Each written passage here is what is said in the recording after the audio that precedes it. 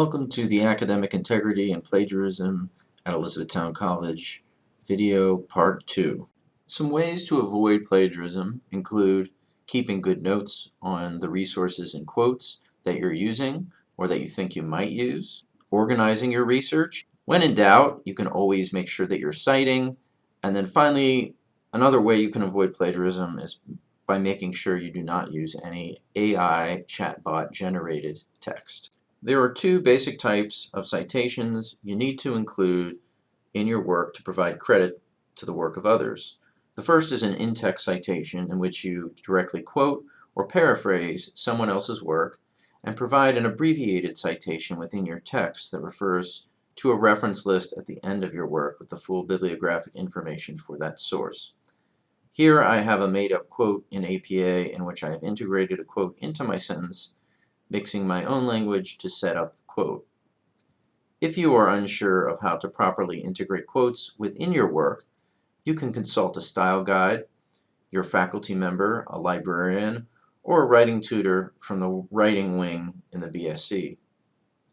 There are a variety of styles used for formatting in-text citations, and these include MLA and APA, among others.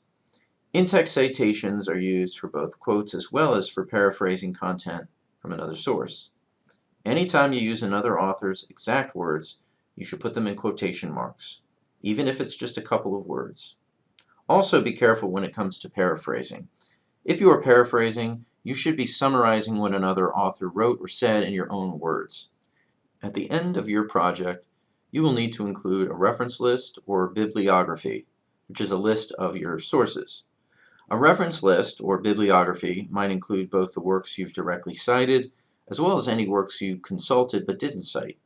Some instructors might ask you for a work cited at the end of your paper or presentation. This kind of bibliography would only include those sources that you have actually cited in the body of your paper or in your presentation.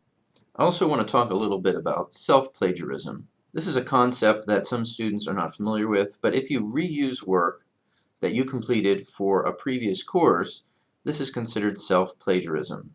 It is academically dishonest because you are expected to be creating new original work for all of your assignments.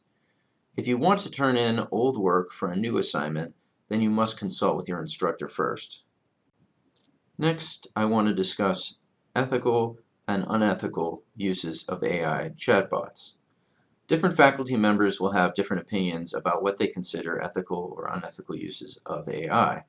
First, I'm going to share with you what I view to be some possible ethical uses of an AI chatbot. Helping you with topic development, giving you some general feedback on writing samples, providing some word choice suggestions.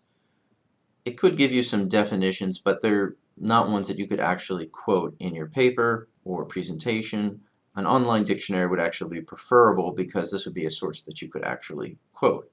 Now for feedback or tips on your writing, I have found ChatGPT, as one example, to be pretty good at providing feedback on short writing samples. At the same time, if the chatbot offers to rewrite your text for you or offers you a rewritten text, it would be unethical for you to use that text. So if ChatGPT offered you revised text, you should follow up and ask it for general feedback and not revised language. There is a difference between receiving general feedback on your writing and having AI actually write or rewrite your text. Now I'm going to share with you what I view to be some possible unethical uses of an AI chatbot. Keep in mind that there might be assignments that are exceptions, like for example if your instructor explicitly directs you to use AI-generated text for an assignment. Here is my list of unethical uses of an AI chatbot. Using AI to write the text for your assignments, using AI to provide research either for use in a bibliography or for quotations, using AI to create an argument or thesis statement, or using AI to outline your paper or course project.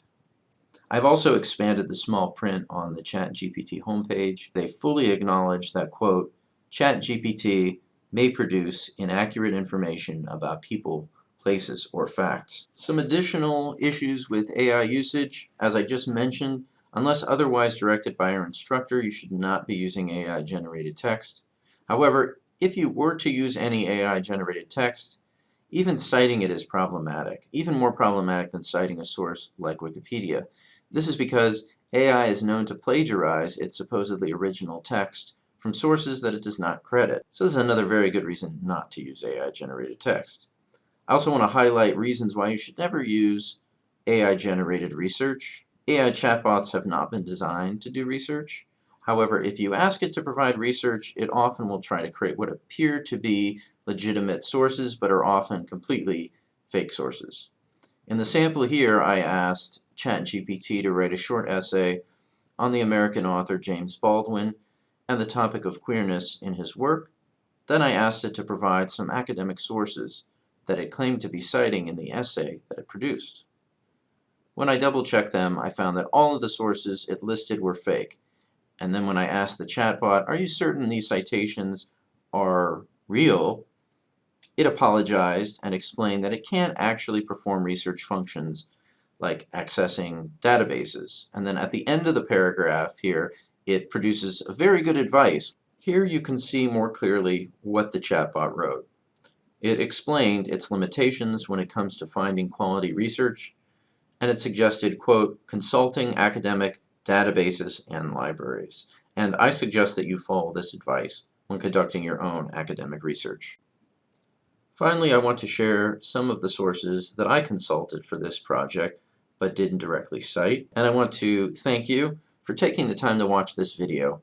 If you have any questions about plagiarism, citations, or any other research conundrums, please reach out to me or another librarian.